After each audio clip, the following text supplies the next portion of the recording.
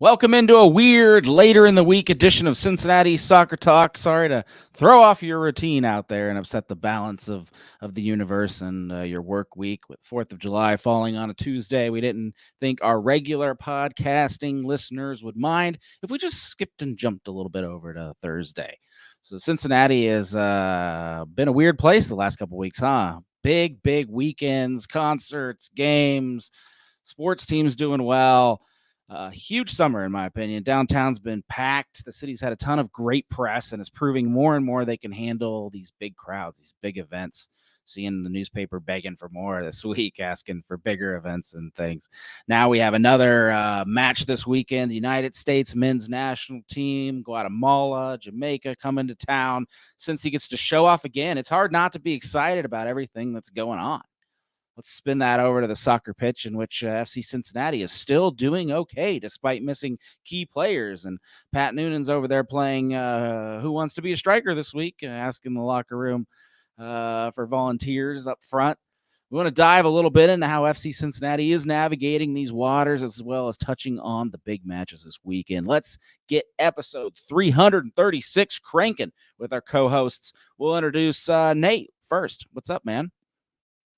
To be here. A bit of I think a late replacement, but all the same, thrilled to get the call up tonight. Yeah, man, you're never a replacement. We were gonna pretend like you were number one. You outed yourself there, but thanks for being on. We appreciate it. Jeff just aired. You just finished recording Jersey Swaps, so I have the trouble of navigating how to publish 2 podcasts this morning and who goes first and timelines. So thanks for that. That's out of my hands. It's all up to you now. I'm just here. I mean, it's a Thursday night. That's when I finally start, opening up the alcohol and enjoying a little bit of a hard seltzer before I get into the harder stuff tomorrow. But, great interview with Cole Godfrey from Queen City Soccer Show. Should be showing up on your feeds pretty soon. But have a lot to say about the condition of Charlotte FC. Yeah, it's a little bit. Oh, dude, this guy, special treat if you haven't listened to it yet. If you're listening to this show first, Southern drawl for days. I dig it. I've been waiting for like a nice accent on your show. It feels like I want to see a NASCAR and a soccer match at the same time. Yeah, I have like a pitch going on with like just cars running around the outside. That if there's a crash, then I don't know if they give a red card for something like that. But I'm just now realizing that it's like the podcasting co-host extraordinaire tonight. We got Coach and Nate on here as well. So, Coach, how you doing? Doing all right. Yeah, Nate and I decided to take a break from our big gig, which is the walkthrough, to come down here together and see if we could help you out. So we'll do our best. Yeah, heavy lifting. We need all the help, man. I'm thrown off. Not doing a show on Monday night. I'm really lost. So you guys said you redid my rundown and everything, so that's great. We'll dive right in here. Let's get into your best and worst for the week right after we give a shout out to Apollo Home for their heating and cooling services.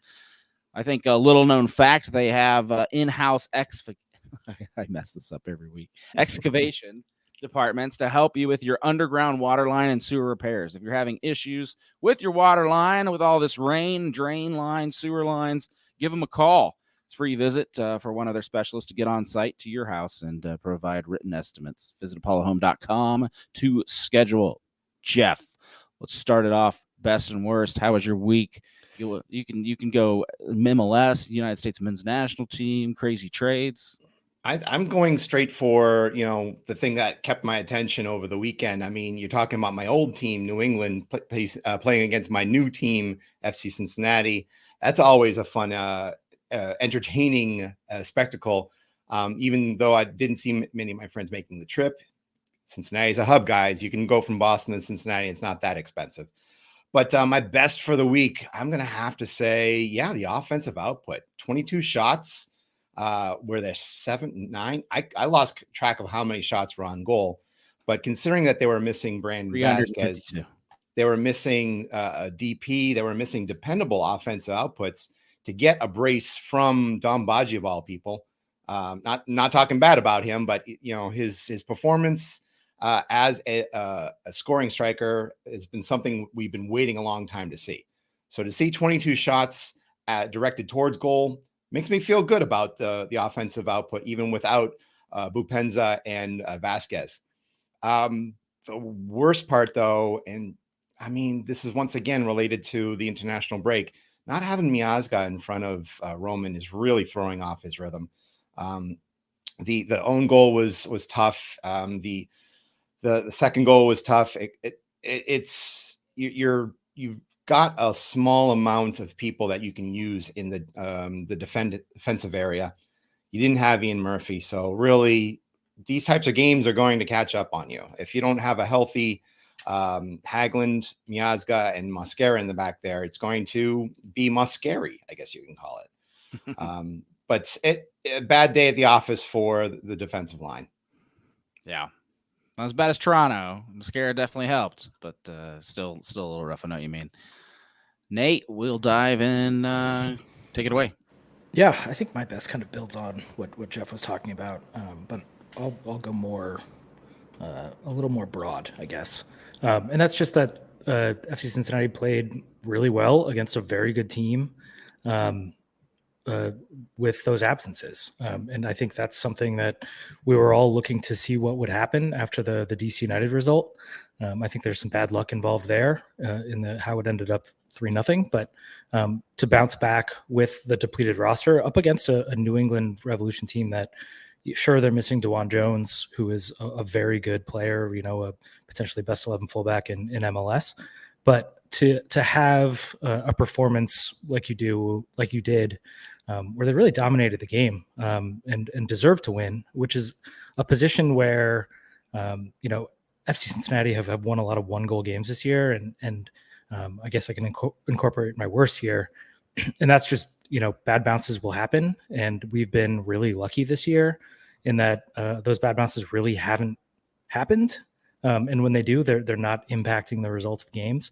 So my worst is just a bad time for that own goal and for Ray Gaddis to miss a header by, half an inch or something. But that's going to happen in the course of a season. I think it's fine that it happened where you were still in a position to get a point, especially behind that great offensive output, like Jeff mentioned, and with a depleted roster, that's really impressive. So even though they didn't get 3 points, I think it might be their best performance of the year, especially given the circumstances. So yeah, a mixed bag, but good and bad.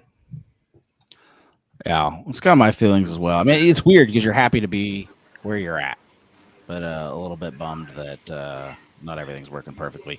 Coach, you're up. Yeah, so my best is positional flexibility, and we're going to talk about it some this match with different personnel, but having a guy like Yakuba out there playing allowed, him and Lucho to be constantly switching positions. There were full 5-minute periods of this match where you couldn't tell who was playing attacking mid and who was playing forward. Barrial was playing through the middle a little bit. And as a coach, I love seeing the ability for these players to kind of get creative, make runs off of each other, and, play some total football light, we can say. I had a worst all planned out, but I think I'm just going to have to go with Mascari for the worst because, pun.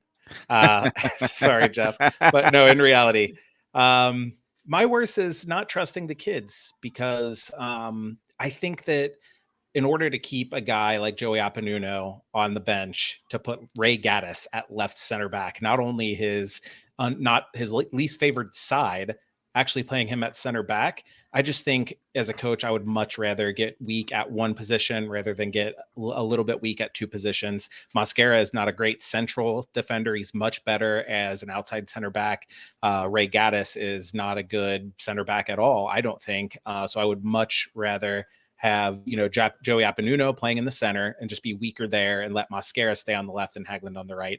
But I'm not in training every day. So when I say not trusting the kids, I don't mean necessarily that's on Pat. It might be on Joey. Maybe he's not ready to step into a game like that. And if Ray Gaddis at left center back is a better option than you need to step up your training regimen, I think. Yeah, I'm with you there. My best... We're on Twitter, people. I didn't know if we'd make it tonight. Streaming, the streaming site we use it wasn't for sure. It wasn't connecting earlier, so props to whoever got the back end fixed, and we're back at it. So that's good news. We are hoping to navigate the waters that everybody is navigating over there, which is kind of moving into a little bit of the worst. Social media is a bit of a weird spot for us right now. When you do a business kind of like us, especially a volunteer business, is just trying to get information out to fans. Luckily, our audio is fine. You can still go listen to a Cincinnati Soccer Talk podcast anytime you want to. And all of these guys make great shows just so people can have a good day and listen to them. But our website, social media, that kind of stuff is a little bit more important so people can find our articles, find our stuff. So if you're having trouble, if you're not seeing stuff pop up on Twitter, we apologize. We are locked in behind limits just like you. And head over to the website, just keep checking. Apologize again for not being able to pop up in your feed sometimes if you've looked at too many tweets that day. And we'll navigate it. If soccer fans tend to start moving elsewhere, we will as well. If Twitter bounces back, then we'll bounce back. But that's kind of our status update on that. We're just as frustrated, but we hope you can find another way to find us. We are this show for examples, Facebook, YouTube, Twitter, and then obviously podcast afterwards. So have you been able to try Threads out yet, Boston? Yeah, we just set it up. I'm not sure it's public, like fully public quite yet, but I did finally get through that registration page. Verifying your email, by the way, pain in the butt. I don't know why. Maybe it's because I got an Android phone, but I could not get that to work for a while. That is the strike that Threads has, is that it's strictly app. It's not accessible on computers or even iPads. So it would be difficult to, I think, the way that we follow games in real time. It's difficult to do that on a phone, if you don't have a computer. So yeah, hopefully that clears up sometime in the near future. I like this question from Will Kajcek. We're playing a little loose tonight, not exactly on a set schedule. Have you guys ever talked to the front office about maybe getting an unofficial sponsorship? Just some free advertising and such around the grounds would be fantastic for the brand. Will, I will never turn that down. I think FC Cincinnati likes to keep media a little bit at an arm's length. We are official credentialed media with Major League Soccer, with FC Cincinnati, and with the United States Soccer Federation. So that does, I think, put a little bit of a arm's length transaction between us, just like it would for the Inquirer and Laurel. So maybe if they want to talk to us about becoming the unofficial official podcast in another way and help take over some throw some CST billboards around the stadium, Will, by all means, my email and phone number are ready. I don't think you won't complain, Coach, right? No way, especially if they get me a computer that'll unmute in faster than 4 seconds so we don't have dead air. My favorite is, Boston, you can tell that he loves free stuff, whether it's free flights, free cruises, because he was bouncing up and down in his seat, if you're not watching and you're listening on the pod, at the idea of a free billboard. So, man, I'm telling you, buy this guy a beer and he might give you a kiss. I mean, he loves himself some free stuff. I'm a deal worker, deal maker.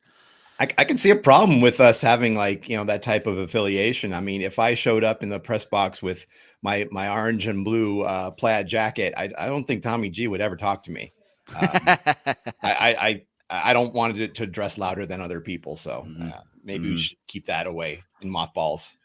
Yeah, we are the only, I'm pretty sure we're the only fan-ran organization, fan-sponsored. You guys pay for a lot of stuff that keeps us running. I kid you not, the bills, behind the scenes, everything. That is very unique in Major League Soccer because we are credentialed and we have people in the press box. We have photographers on the field. We have access to FC Cincinnati too. We can interview the players. That is pretty unique. There are a lot of other podcasts, fan ran, around the league that have asked us how on earth Miami kicked us out. They won't allow us to be there.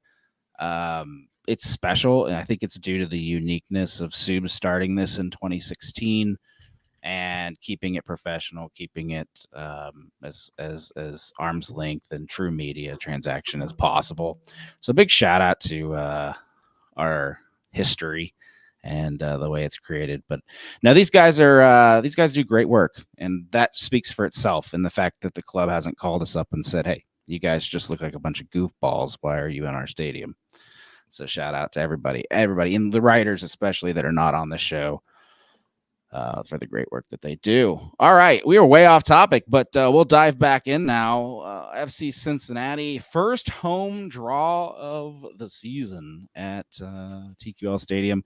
Kind of a bummer. We all wanted to see FC Cincinnati break the record, Major League Soccer record, as long as it's existed. The newcomers were about to take that one from Colorado. Instead, we settle for a draw on the field and in the record books, as now FC Cincinnati sits with it's the Rapids, right? You give me a weird look, Jeff. Didn't you mean New England? Record stops. With no. The all-time home win record. Is Colorado home wins to start a season. Yeah. I thought that was San Jose.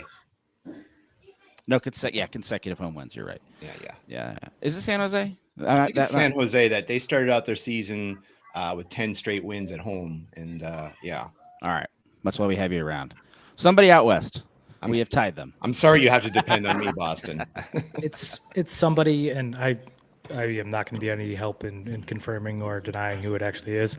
But can we just sit back and appreciate for a second that how crazy it is that this was even a possibility? If you're thinking even 12 months ago, like where were we a year ago? It was, I think Brenner was just starting, had just finally worked his way into the lineup. And the team was certainly promising, but I know, and I think it probably hurt more on Saturday night and on Sunday and maybe through the 4th of July. But just to be in the position where this team is 10-0-1 at home, that's wild. Like, I wouldn't have expected that. I certainly would not have bet on that. But so even if you are disappointed, if you're still disappointed going into this weekend's game, this is a really good team, and something was going to happen eventually. I mean, they're not going to go undefeated. It doesn't happen, unfortunately. But a draw, maybe it felt like a loss to some. It certainly didn't feel like a loss to me. Well spoken. Plus, there's 3 results, right? They still haven't lost. So the soccer games swing 3 ways, unlike the Reds. The Reds, I always think a soccer streak like that's super impressive because, yeah, you can always draw, you can always lose. FC Cincinnati playing out of their minds. Is the draw strictly a result of them not having their players? Like, is FC Cincinnati taking that record with Brandon? Just a gut punch, because you can't really know, but like. I think 100%. I think Matt Miazga, and I actually said this even before he left for the Gold Cup, and people were talking about how Lucho Acosta was irreplaceable. And I was saying, I think Matt Miazga, probably not more replaceable than Lucho, but just as irreplaceable. I mean, the defense looks entirely different. I talked about it with my worst, saying I wish they could have started a guy like Joey in the middle. Once you take that domino out of your best, most dominant defender, the guy who is your field general, literally moving people into place and running the show back there. Once you take him out, then you force somebody else. You force Mascara in this case to go to the middle. Somebody new comes in at left center back, and everything is different. Everybody's playing against alongside a different player. The partnership, the timing, the who's forcing left, who is forcing right, who is stepping to the opponents, who's stepping to the ball. It's all totally different. And then you talk about Junior Moreno not being there because of injury, and you have Marco Angulo, and these players played well. Mascara had a good game. Angulo had a decent game, but that one key cog falling out, I think, changed so many things. And maybe New England would have found other ways to score, but the way that FCC dominated, in my mind, just creating chances in the run of play, and New England kind of needed 2 fluke goals, like Nate said off the top. One, an own goal that Roman did a pretty good job saving, but then the other one, Ray Gaddis just mistiming the header, and it falls right to Gustavo Bo. So I think that absolutely, I would bet anything that FCC wins this game in the exact same situation, only with Matt Miazga in the center of the pitch. I would argue that you even win this game if Ian Murphy is in this game. I think that's how brittle and how difficult it is when you're, undermanned in your defensive line. If Ian Murphy was there giving you a little bit more height in the back and a little bit more experience on the left, a little bit better with the dominant left foot, I think you would have definitely seen FCC win this game and continue this talk about a home winning streak. It's just unfortunate that, the red card came at a bad time during a game where everything was out of hand, and then you give up the red card at DC. So, and these are the things that happen in the season. You shoot yourself in the foot, you make a mistake, and it just depends on how well you can get up. Hopefully we'll see Murphy, Mosquera, and Hagelin being your back three going into Charlotte. And just to chime in to be the voice of positivity again, this really ramshackle, thrown together seemingly back five, or at least back three, allowed 9 shots, 2 on target, and half an expected goal, which is against one of the best offenses in the Eastern Conference, let alone MLS. It was just one of those days, and I think I definitely agree that things would have been better with Miazga and maybe and definitely Murphy, but even for a thrown together back line, they still played really well. 2 things I noticed, and I'll be interested to see you guys' take on the back line since we're already talking about it. I saw 2 kind of warning signs. One, Celentano looks the last 2 games a little off. And is it just, I wanted a coach's feeling, is it just a keeper having a bad game, or is it missing the guy, the leadership, the stuff in front of you, the dependability? Are you just shaken because the guy that normally commands the back line's not there? Yeah, I think that's it. Number one, I don't think Celentano played that poorly.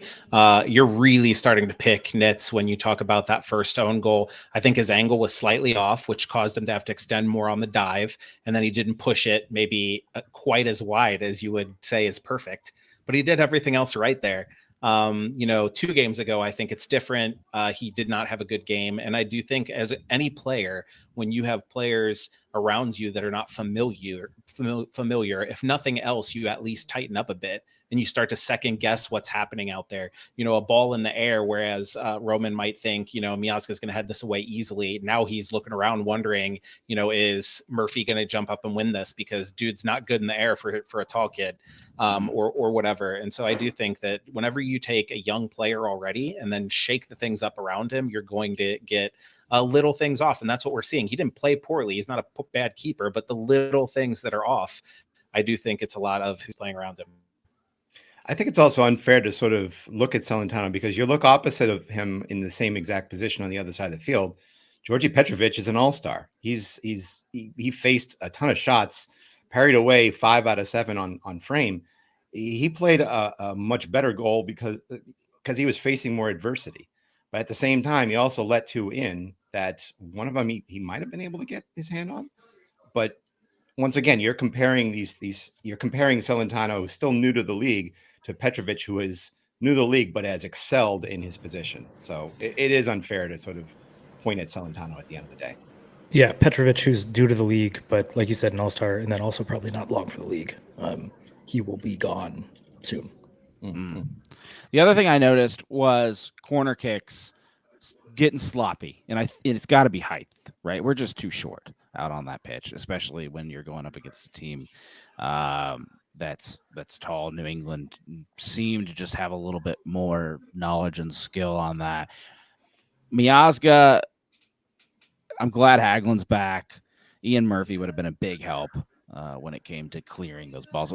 I get scared. I tense up, guys, because these balls just keep bouncing around and lingering and staying around that box. Normally, we're the team that does that to people. Yeah, again, I think that you talk about a domino effect. FCC plays kind of a hybrid zonal man-to-man sort of situation. And the center back, the left center back, and the right center back are 3 across, basically just a step inside the 6-yard box. That's the zone that they run. And then oftentimes if Brandon Vazquaz is there, he'll actually take one of those spots. But then you're down him. I talked about this on Talking Tactics, I think 2 weeks ago, that, the best 3 of the 4 top aerial threats for FC Cincinnati, meaning when you talk about aerial duels, are not around. It's Miazga, it's it's Brandon Vazquez, and then I think it was Hagelin because we were talking about a couple matches ago. But even with a couple of those guys out there, you're still talking about a domino effect. You have Yersa Mosquera playing in the center of that zone instead of on the back post, and that's different. You see the game differently. And then because he's not on the back post, somebody else is, and they're seeing the game differently. And so even if you have the proper height out there, even if Murphy was out there, I still think domino effect, things are going to be a little shakier. But then the question is can you do things as a team to lighten that load? Like, can you go fully man-to-man for a match or two until Miazga is back? Can you change up the zone? Can you keep players mostly in their same zone, even if they're playing in a different position? You know, like, and I think that's where we saw Baji was on the front post for that own goal. He was in the box because it was off of a set piece, right? And he was in the front post of that zone where Brandon Vazquez normally would have been. And again, I don't think that own goal is his fault, but you start to change things, and that's when you get bad bounces happen. You know, you walk around in the dark and the furniture is different, you're more likely to stub a toe. Let's also look at, we're talking about defense on the corner kicks and set pieces. 8 corner kicks for New England, but 12 for FC Cincinnati. We had plenty of opportunities to show that we could pound the ball in on set pieces as well. And without having that third big guy in the box, without having Miazga being that threat to head it in as well, it forces you to have less of a presence in that box. And I could definitely notice that with Ray pulling back and dropping back. You just don't have that attack from these set pieces. Nate's been the positive one on the show thus far, so let's spin it around. Let's make this a little bit harder. It's easy to criticize, it's easy to find things that are wrong. How is FC Cincinnati beating up New England with shots right and left with a makeshift squad? That's the real mystery. I actually don't know the answer to this question. I can point and say Celentano looked shaky, but I don't know how we played so well versus New England. So I want to hear you guys. You guys are smarter than I am with this. Yeah, I'm not sure I have a great answer either. I think Lucho Acosta continues to do Lucho Acosta things. Alvaro Barreal is, one of the best left backs in the league and does a lot of unconventional left back things. And then Don Baji was really good holding the play up. I think it was, although Kubo struggled to get the ball on frame, a better Kubo game than we've seen in quite some time. I was impressed by Marco Angulo. He didn't do a ton of kind of incisive, progressive passing, but he's exactly the player you want in midfield to replace Junior Moreno. So like a ball circulator. He seems quicker on the ball, and I'll defer to coach here. But it seems like he's making faster decisions, and they're more often than not the right ones. I don't know. I probably need to go back and rewatch, but basically anytime you're doing that to a Bruce Arena coach team with a potential MVP candidate, Carles Heel, and a team really not hit by international absences, I think they're, Pat Noonan's cooking. Yeah, I think for me, it's the positional flexibility that I talked about. If you go back and rewatch Nate, just keep an eye on Yuya Kubo. And he did not have a fantastic game when you talk about what he did on the ball. He's a good player. I've always liked Yuya Kubo. He was one of my favorite players, if not my favorite player in the dark ages when FCC couldn't win. But watch his movement, and he is running everywhere. He plays forward like a midfielder, which makes some sense, right? So he's dropping in to receive the ball. He's stretching wide. That corner run that he made for Lucho's first ball, he was so wide open because where he came from the entire opposite side of the field, dropped in as a midfielder, and he made that corner run because he has that flexibility to do so. And then on Baji's second goal, you see Kubo making a hard run into the left half space, which allows that passing lane to be open for Baji to receive the ball from Lucho there right at the top of the box. And I just think that movement and that constant work rate that he just never stops was key in this match. And I don't think that means you can just be like, oh, Kubo needs to be run out there from now on, because there's other considerations. But I think that having a guy who can make those runs constantly can really open up play for the rest of your team. I do think that that New England was hamstrung in at least one spot, and that was DeJuan Jones not being on the left. Ryan Spalding, who has been back and forth from here and MLS and Tampa Bay during this season, I don't think he was totally prepared to fill those big shoes. And I also feel that New England's defense is still a little rickety. Andrew Farrell's been with the team for a long time, but I still don't consider him one of the elites when it comes to defense, defending center back. So I think our offense had more capacity to do better against their defense. And I think it was just one of those games where the balance went the same way, that their offense saw our defense just as maligned in the end. Although I have to say, if you can pick one position on the field where you have to lose a top player and you're going against FC Cincinnati, wouldn't it be on the FC Cincinnati right or your left? Because I mean, that's just where play goes to die for FC Cincinnati. You know, whether it's a former Atletico Madrid player or Alvis Pau or whoever, like we just cannot generate offense from the right side of the pitch usually. At the same time, though, that's where the first goal came from, with Yuya Kubo penetrating the right and then giving that cross to Baji into the middle. Yeah. The interesting thing about this is, as many shots as we had, I turned to the guy behind me halfway through the game and said, this is why Kubo is a great midfielder and not a starting forward, because the guy just could not get a shot in the goal. We talked about it a little bit at the top of the show. Either you feel bad for Kubo in this match, or you were super frustrated with Kubo. Everybody seems to fall into one of the two camps. It depends if you really wanted Kubo to get that game winner for FC Cincinnati to keep their record alive, yada, yada, yada, yada, 3 points. Or if you just, we already have a comment in the chat right now that said, I wanted Kubo to score so badly. He worked so dang hard. And yeah, I mean, I know what you guys mean. I personally found it a little bit more on the frustrating side. Like, come on, Kubo. But I did notice one thing, that the goalkeeper made himself really big. And Kubo seemed to just sky because of that. Like, he's trying to get it up and over this ginormous man. Kubo has also never been a goal scorer, really. Not here, not anywhere. Like, you have to go back to the 2017-18 season where he had double-digit goals, where he had 11 goals, and all of them came from the midfield position. He wasn't even playing a forward at that point.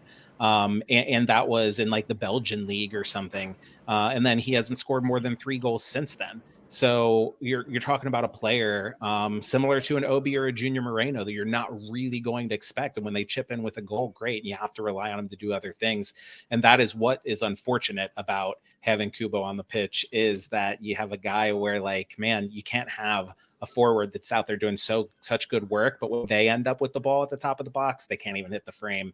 And I don't know what it is about Kubo. Justin Hoyt said he just didn't bring his shooting boots, and I said I think he must have left them in Belgium because we haven't seen them in quite some time. That's a good one. What's wrong with Santos? Why is Santos and Baji not starting these games?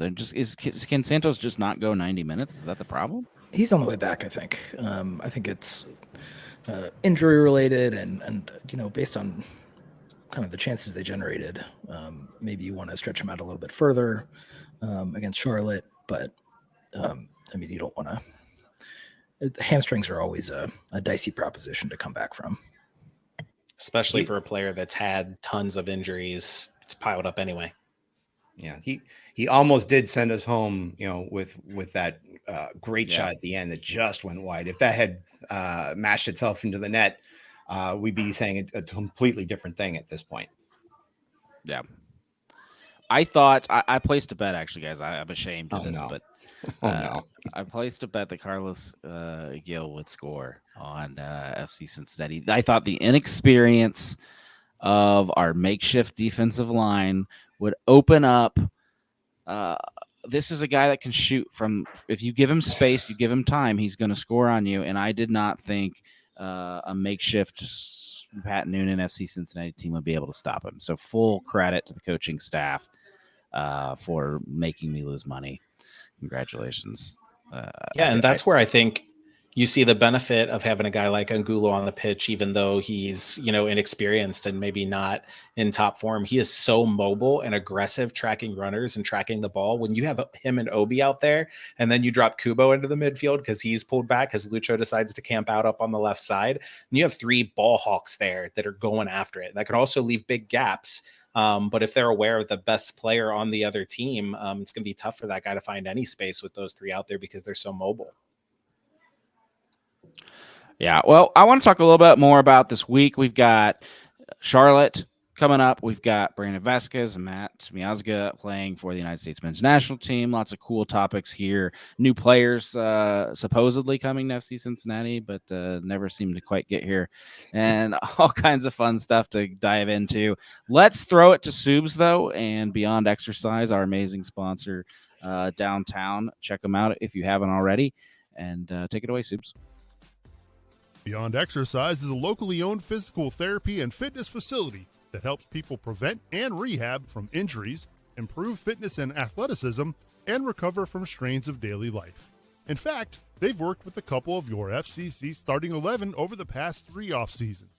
Check out their website to see who these players are and to see the range of services they provide to keep you pain-free and moving well at GoBeyondExercise.com. I don't know if you paid attention. The ticket prices for Sunday are going through the ceiling. We thought Messi was the game of the year. My section alone at TQL Stadium is now selling about $500 a ticket for Guatemala Jamaica doubleheader with FC Cincinnati, or not FC, with US versus Canada. At least it's a doubleheader. Yeah. 2 for the price of 1. Yeah. So what? $250 a ticket? Is that what you're saying? Makes it a stomachable. That's the charitable way to look at it, I think. You could have bought my ticket for $50 right before the games were announced. I mean, it's nice that it's a double header, but I was expecting the U.S. to be in one and Canada to be in the other, and so I was much more interested in both games. Now, Guatemala and Jamaica, the thrill is sort of gone with that. So yeah, now we're just basically not going for a full 2 games. Oddly enough, the Guatemala Jamaica game is what's spiking the ticket prices because Guatemala travels and they travel well. From what I understand, that apparently when they played in Columbus a few years ago, they really showed out. So I imagine that's part of the drive on the ticket prices right now. Part of me wishes that Guatemala, swallowed their pride and called up Kimi Ordonez, get him into that, and so I would have wanted to see that happen. There's been a whole discourse about this, and whether or not there was an offer extended. I have not seen firm reporting or really followed it to the ends that I probably should have to even be bringing it up at this point. But I think there might have been overtures made. Yeah, we should have done it. Now that they're playing in TQL Stadium, I mean, get the guy his home field advantage. He's already at home. He's going to be the most comfortable player out there on the pitch. I think if he made the decision, as is reported, to stay with FC Cincinnati to pursue more playing time, I think he probably had a pretty good idea. If he came to with Guatemala, even to TQL Stadium, he'd be finding a seat right down where he is normally sitting at TQL Stadium, which is on the bench. And nothing against the guy. I just mean he's a young kid, and I think he decided to take his chances with MLS play, knowing where his position in the Guatemalan team was going to be as a reserve. Mm-hmm. And he's gotten a little bit of time, not as much as you would want to hopefully see right now. So I don't know if his bet's paying off too much, but a little bit. I have a feeling he's going to get a lot of play during the Leagues Cup. So Tom Baji popped up on the injury report today. Who knows? No. What happened? See that? Yeah, he's questionable with a leg injury. He did come out of the match. He went down. He was stretching his calf or something. And when they took him out, I assumed it was one of those plays from a veteran. I'm tired and I know I'm coming out. I'm going to sit down. But maybe that was it. Yeah. Well, that's a great lead in to our other forward situation. Bupenza, everybody's waiting. It seems like a reporter will give a daily update at this point on Twitter or whatever social media website that he is not yet in the country. And then we'll probably get another comment tomorrow that he's not yet in the country.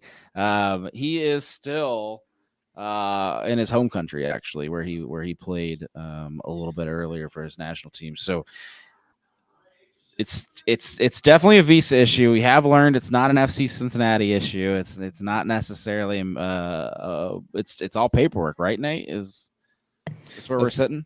That seems to be the case, yeah. Not an FCC issue, probably not an MLS issue, probably just a run-of-the-mill bureaucratic. Sometimes it takes a while to get a visa, and that's a bummer for a lot of people. Is it just me, or is this becoming more of an issue all of a sudden? Like, it seems like they're getting slower. Just putting it out there, like league wide, not Cincinnati. I don't know. I mean, there was a story. I hate to misattribute this, but I think it was a piece that Laurel Failer wrote about Obi and his family, and how his family are still waiting for visas, and he's been in the U.S. for a year plus. So it's an issue. I mean, heck, you had the issue with Mascara not being able to get here on time either. So I don't think it's just solely due to visa issues. I think it's some in general. I think it's just slow down overall. Yeah, but Knifey Buckeye bringing it up. I bet Messi won't have a visa issue. I mean, he could probably stroll, over any border in any country he wants and not be questioned about it. Yeah, I think there's a little bit of unfairness if you've never paid attention to the visa passport world. There's first world passports, what they call second world passports, and third world passports, and it is a lot harder.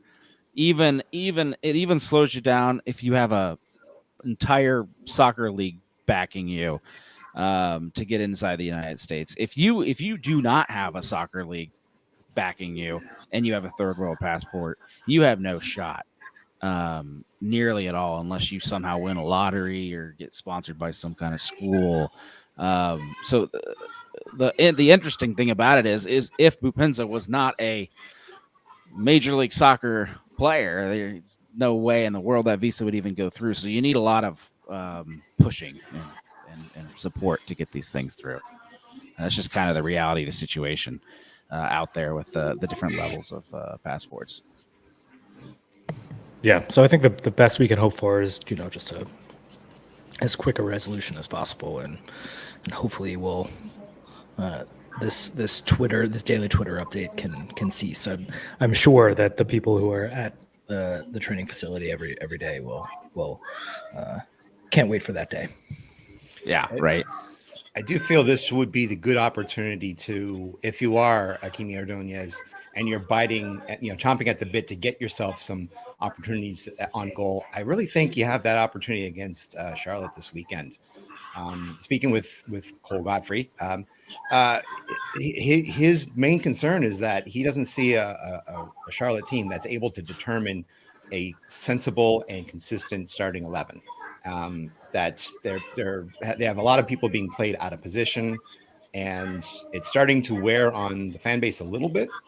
And it also doesn't help that Enzo Capetti went down last night with a non-contact injury. So there's a good chance that they're going to be hamstrung as well. This should be the opportunity for likes of Kimi Ordonez, for the likes of Yuya Kubo, to prove that you can step in for an injured Dom Abaji and score a goal or two against this team. It also doesn't help that their coach is like a tactical lunatic, thinking he thinks that he can out-tinker his deficiencies and do things like Harrison Offo, career right back, already getting slow and less mobile in his old age. I bet he'd make a great holding midfielder. He's a smart kid. And then he does this thing where he has their center back, Derek Jones, step into the midfield in possession and play as a holding midfielder, which would be fine if you have a center back who is like a brilliant passer, really fantastic on the ball. But Derek Jones is neither of those things. It'd be literally if we just like asked Nick Hagland to step into central midfield whenever we were in possession, it'd be like a main fulcrum there. Like he can do it, but why? And correct me if I'm wrong, but the center back that they traded for from Portland for a lot of GAM in the offseason seemed to be playing right back yesterday. Yeah, I had to take a second or two to look at the FOTMob. Sometimes they just input names, so you see random players playing in different positions. I thought that somebody maybe had missed the memo and put people in haphazardly. You're also not seeing Karol Swiderski playing at the 10 spot, which Cole argued was his better spot to play in. So if they can take advantage of a team in disarray, then this is the week to do it. Will on Facebook says reminds me of Yupstam. Yeah, Nate and I are going to record the walkthrough a little bit later, and we piggyback on Jeff's great work interviewing the other team and kind of give our thoughts on tactically what we think might happen. So Jeff, we love when you record before us because then we can listen and figure some of this out. So keep that up. But what they do with Derek Jones stepping into the midfield. Normally, if you switch from a back four to a back three in possession, you just send one of your fullbacks up. But they don't do that. They send one of their central defenders up. So then their right back and their left back just pinch in the middle and become center backs in like a back three. It's so weird. It's really not very effective. It's really gappy. And I think a guy that's quick and has some smart movement, like Yuya Kubo, I think can find a lot of joy. I would love to see Kimi Ordonez if he can get it together to get some time in this game, because he's impressed me a lot on the ball. The thing I worry about Kimi is he seems like he's trying to impress me on the ball every time he gets it, and he doesn't play simple. And I'm sure he's thinking, man, Coach Goff, I got to impress him. So he talks about me on Talking Tactics, But in reality, Kimi just tries to do too much. If he can slow it down, simplify it, similar to what we've seen Marco Angulo do, I think he could, like you said, Jeff, that was a good point. I think he could have a lot of fun playing against the Charlotte backline. Take advantage of this disarray. Absolutely. I'm just terrified by the stadium and the wind tunnel that is whatever that stadium is called, Bank of America Field or whatever. David Tepper's playground, I think, is what I call it. What it really is a Charlotte Panthers NFL stadium. So, second, wherever everybody's second-rate citizens tomorrow in it. Real quick, we want to give our first-rate citizens of Cincinnati Soccer Talk a big shout-out. These are the people that fund this podcast. They fund all of the website stuff, and they keep it free for every single person that's having problems on Twitter right now to go over to CincinnatiSoccerTalk.com and check out our articles. So shout out to Red Lee, John Davidson, Mike Hudson, Laurel Failer, Matthew Adamczyk, Riley Stephen Burke, James Denbrough, Tom Newhouse, Brian Weigel, Brian Gills, Dan Alberts, Will Kychek, Ian Rexroad, Carl Fight, Christina Sharma, Kyle Pohl, Rupesh, Tom Beaversdorf, Jason, who is super average, John Haskell, Ryan Ernst, Mary Lou, Wes Anastasi, Rob Pierce, Clifford Adams, Thomas Thefts, Pierce Johnson, Mike Prentice, David Wiederhold, Rob Gassell, Bradley Weigel, Kevin Day, Paul Hedger, Alex Carnegus, David Tingler, Patrick Lahani, Mike Bowman, Brett Sova, Kevin Cooney, Joe Max, Jack Emery, Sarah Gorman, David Moore, Bob Ryan, Ryan Durkin, Bart Labita, Rob Triple, Joe Lohr, Bill Leopold, Maureen De Moray, Jose, David Myers, John Caffardi, Olympico Joseph of Hangar 937, Jackson Fight, Justin Blair, Kyle Phillips, Ashley Newhouse, Dan Burns, Coach Clip, Justin Gregory, Scott Dalton, Jason Ashcraft, Jeffrey Tebbets, Troll, Jackson Fight, Matt Bauer, and Peach Koch. Again, not related to Alan Koch. Thank you for supporting Cincinnati Soccer Talk. You can also jump in that list if you want at CincinnatiSoccerTalk.com/support or hit us up on Patreon. Brandon and Matt play, and they've been getting some time. A little bit more Matt than Brandon on Sunday. I kind of wanted this one thing, and this is the most selfish thing in the world, because our country is playing fine.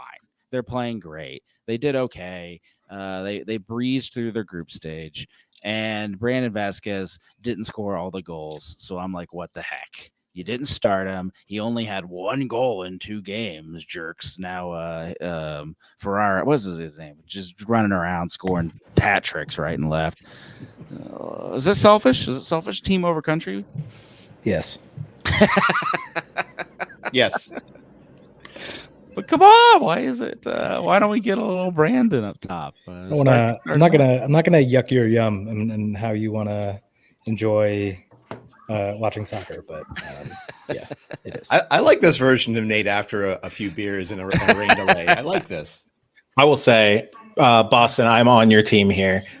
Since Nate and Jeff are going to be sticks in the mud, I will join Team Boston in for the Free Brandon movement. But here's why: it's less about putting FCC over the U.S. men's national team, which I would all day, every day, by the way.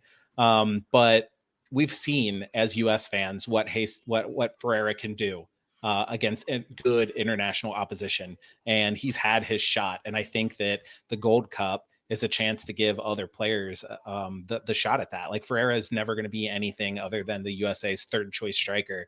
Brandon Vazquaz has a chance to be second choice, or first choice. Probably not, but there's a chance there. So I say free Brandon. That is the thing. We haven't seen him play a tough game yet. Jamaica, maybe, if you want to, because it was a draw. But I will pound the drum for the let Brandon cook. Not in the sense of having him start, but doing what he's been asked to do. Having him come in playing 30 minutes, getting that late goal against Jamaica when the rest of the team could not score against Andre Blake. Getting that sort of cherry on top at the end of the last game. It shows me that he has versatility in his tank, that he does not have to be the starter to affect the outcome of a game. And we're going to need somebody like that. That's something that we didn't have in the World Cup last year. We didn't have that striker coming off the bench to make a difference in the last 30 minutes, the last 20 minutes of a game. And to show that Brandon Vazquez can do that, even though he normally plays 75, 80 minutes of a game, it gives me more confidence that he can be Mr. Versatility, that he has different woods and irons in his bag. He's getting more and more attention. People are noticing. We keep hearing trade rumor after trade rumor. So there's definitely something there. Brandon seems to find himself in good spots. We saw that again twice this week, even though his season with FC Cincinnati seems to be a little bit slower because of how explosive he was last year. It's not slowing down people wanting him at all. In fact, that's just continuing to pick up. So a good sign. FC Cincinnati, of course, refusing every trade that comes their way so that they could keep Brandon until the end of the season and after playoffs, whatever. If you are paying attention to the Major League Soccer trade rumor mill, the window, is the window open, guys? Because all of a sudden we've seen a flood flurry through big trades, really big trades around the league. Well, not something we normally talk about, but I will, because LAFC is getting like $1 million and Gam and Tam over $1 million, sending Miami's trading away DPs so they can make room for Messi's buddies. It's a weird offseason. Anything surprise you guys? I just forgot that Montreal had that much Gam. It's not Canadian Gam. That's regular Gam. Right. Yeah. The exchange rate's the same. No, but good for them having a model that can sell 3 young players in one window. And this could be, a preview of things to come for FC Cincinnati. But I'd forgotten that Mihailovic, Ismail Kone, and Alistair Johnson were all sold in the same window. Yeah. No. One good team that has not made any moves so far. Thank you, Nashville, for leaving Harry Mukhtar on an island, and they haven't. Supposedly it's coming, but not a whole lot out there. Did you just call him Harry Mukhtar? Yeah, that's what it sounded like. Harry, sorry. Oh, we don't even have to have Miazga on our team, and we're already messing up names. Yeah, it was too long in the show. Nothing has gone wrong. I will admit, looking at some of these early deals that are being made, the one that sort of scratches my chin a little bit, Ian Hark's going to the New England Revolution. Oh yeah, weird. I wasn't expecting that name to show up, but he has spent quite a few years over at Dundee United, so it seemed like it's about time. He's 28. I thought he was like 24 or something like that. No, I remember him from DC United days. I think he was a super draft pick or maybe even a homegrown. Yeah. And choosing not to re-sign with DC United and to test the waters in Scotland. And obviously it went fine. He kind of topped out in mid-table SPL. So interesting to have a Harks back, and I'll be interested to see how he matches up with MLS, but I would not expect him to be a game changer at this point. Yeah, but they also didn't have to give a lot. They 50,000 GAM from 2025's stash, and I think a second round pick next year. So you're getting somebody who's had at least international experience. can fit in there for when they deal Noel Buck to someplace in Europe. So they're a team that I feel is just doing the right amount of work to keep their team where it needs to be. Yeah, DC United is just famous at this point now for letting teams leave and letting players leave and then getting some just like scraps off the table when they come back, like Lucho and now Ian Harks and a few others they've had. Kind of funny. We play. What's the next big home game? Nashville. That's a big one, right? Like a really big one. If New England's down the tubes, then and we get the draw there, you really want to get points against Nashville just to keep them. We can't look too far because we also have, after the Charlotte game, we have a midweek game against Red Bull at Red Bull Stadium, Arena.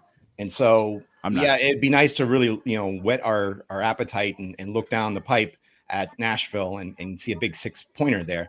But we can't look past the likes of Charlotte and New York right now. Really now? See, I already forgot about New York. I just threw them out the window. No, I did see today that Exilia One was talking about a game, and I was like, we have a game in New York? FC Cincinnati supporters doing a good job trying to keep that relevant. I'm skipping right over it. Sorry, Jeff. I could care less what happens in New York. Nashville. That's what it's all about now. Oh, let's jump in. It is already 10. Let's get your final thoughts. Unless one of you guys just wants to dive into something else randomly. Nate, we'll go to you.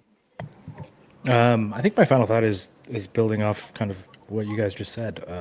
I think there are going to be a lot of big games, a lot of games that feel like 6-pointers.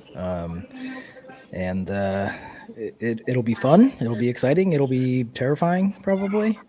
But it'll be, I think, just as long as everybody kind of, I know saying this in the future is probably not gonna work, but to keep an even keel about what happens as we on a week-to-week basis, at least. Don't if they lose at home, don't freak out. I think this team has proven that it's good, and I think that will continue. But I think there will continue to be bumps in the road. Wow, very fair, but I will freak out. All right, Jeff, throw it to you. There's probably a good chance that I won't be on the Monday shows for the next few weeks, but so I'll take my time to say, hey, in 2 weeks, the Women's World Cup. Hey, I know it's a world away, and it'll be on at 3 a.m. in the morning here at some point, but still, you got to support your women's team as well, and they have a fairly decent chance of three-peating this time around. They face a Vietnam team that hasn't really been in too many of these before. I think Portugal's making their debut. Netherlands, they're 9th in the world, so there's a little bit of a risk there. But hey, some of these games are at 7 p.m. Some of these games are at 3 a.m. If you have the opportunity to watch some of the early ones and get it in live, I think the first game is the 22nd of July. So cheer on your women's team. Rose Lavelle is there. I forget her. Ashley Kingsbury. Whoa. Aubrey Kingsbury. See, I can mess up names too. So cheer them on. Definitely give as much attention to them as much as you give them to the men's team. Yeah, I'm really looking forward to it. I'm gonna blast. I'm actually also selfishly hoping it sparks conversations locally again about a women's team, just because I've been a big proponent of bringing some more soccer to TQL Stadium. Hoping Jeff Birding one of these days stops building hotels and gets around to it. So a big fan of that. I would love to see the conversation re-spark here locally. The excuse for a long time was we have to wait till FC Cincinnati is good. Well, that's happened. So I don't really know what the excuse is now. All right, Coach. Well, listen, Boston, we started this show with Moscari. Some point in the middle, we hit a tortured metaphor about furniture in the dark. So why should we end any differently? I'm going to tell you a story here that probably makes no sense to anybody but me. The first soccer coach that I ever had was my dad, and he was not a good soccer coach. He's a great basketball coach. You know what else he was a great coach of? Beer league softball. So our first practice, he brought his beer league softball trash can full of softballs, and we didn't have enough soccer balls to play, dumped them on the ground and made us dribble around and learn skills dribbling around softballs. And here's Wow. my point with that. When we had a chance to dribble real soccer balls, we're like, wow, this is so easy. It rolls and doesn't bounce, and it's soft and it doesn't break our toes. And we felt like just kings of the world because we could kick these soccer balls instead of softballs. Well, right now, playing with no Ian Murphy, playing with no Junior Moreno, with no Brandon Vazquez, no Sergio Santos, but for minutes and here and there, FC Cincinnati is playing with softballs. And it's going to be good for them because when those players get back come playoff time, there are going to be some depth on this team that has been tried and tested. They've had games where they've had to play Alvis Powell at a center back, Ray Gaddis at a center back. They've had to try to chop and change and try new things. And this is going to be better down the stretch. I followed your analogies probably way better than me trying to say players' names or anything like that. So good job, man. I'm proud of you. Man, this makes me want to like lay out Legos on the floor and like, run over them and see if that helps me with my speed. It's good for you. I now picture a little coach out there just breaking his toes. Kicking softball. Yeah, I don't even know if softball's big enough to kick around. It seems weird, man. It's not. That's the point. When you're smaller, I think it looks bigger.